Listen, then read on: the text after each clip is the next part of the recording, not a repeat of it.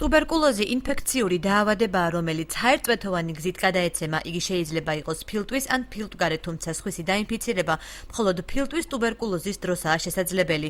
საყურადღებოა, რომ ინფიცირების შემთხვევაში ტუბერკულოზი მხოლოდ 10%-ს უვითარდება, მაშინ როცა იმუნიტეტი მის დაძლევას ვერ ახერხებს. მედიკოსები ირწმუნებიან, რომ დაინფიცირების შანსი დახურულ სივრცეში გაცილებით მაღალია ვიდრე ქუჩაში. ეს პაციენტის სურათი, რომელსაც აქვს ტუბერკულოზის აქტიური ფორმა, მარჯვნივ ზემო ველში გვაქვს ინფილტრაცია, სადაც ამ პათოლოგიური პროცესი ინფიცირებული ადამიანი არ წარმოადგენს დაავადების გავრცელების წყაროს, მასში არის მიკობაქტერია, თუმცა თავისი ორგანიზმი იმუნური სისტემის სრულფასოვნებით აჩერებს ინფექციას ინფიცირების დონეზე.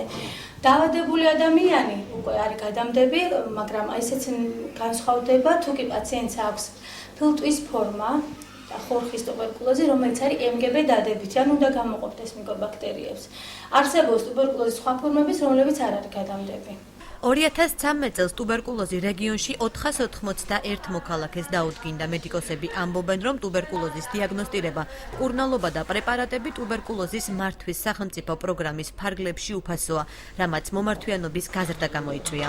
ყოველდღიურად დაახლოებით 25 მინიმუმ 25-დან 35 ნიმუშამდე შემოდის ლაბორატორიული კვლევისათვის, მაგრამ ეს არ ნიშნავს იმას, რომ ეს არის შესაბამისად პაციენტთა რაოდენობა. დაახლოებით 10%-ის ფარგლებშია. ბათუმის ინფექციურ საავადმყოფოში დაავადებულს პირველი რიგის ტუბსაწინააღმდეგო პრეპარატებით უფასო მკურნალობა 6-8 თვის განმავლობაში utardeba. ასეთ ფორმას სენსიტიურს ეძახიან, თუმცა არსებობს წამალგამძლე, ანუ რეზისტენტული ფორმა, რომლის შემთხვევაშიც პაციენტს თბილისში ან აბასთუმანში ამისამართებენ, სადაც მკურნალობა მეორე რიგის პრეპარატებით 18-24 თვის მანძილზე გრძელდება. ბევრი რეზისტენტული ტუბერკულოზი გამოვლინდა ამ ბოლო დროს და თბილისი და აბასთუმანი ვეღარ ასწრებენ მათ მომსახურებას და პაციენტებსაც არ სურთ წასვლა და არ არის გამორიცხული, რომ 6-დან 10 საწოლამდე გავაკეთოთ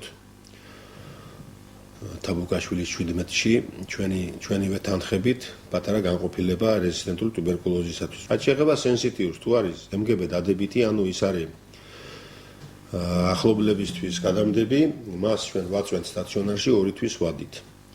2 თვის ინტენსიური თერაპიის შემდეგ მას კვლავ უტარდება მკურნალობები და ის გადადის ამბულატორულ რეჟიმში. ბოლო მონაცემებით ტუბერკულოზის გავრცელების მაჩვენებელი საქართველოში 100,000 მოსახლეზე 130, ახალი შემთხვევები კი 98 შეადგენს.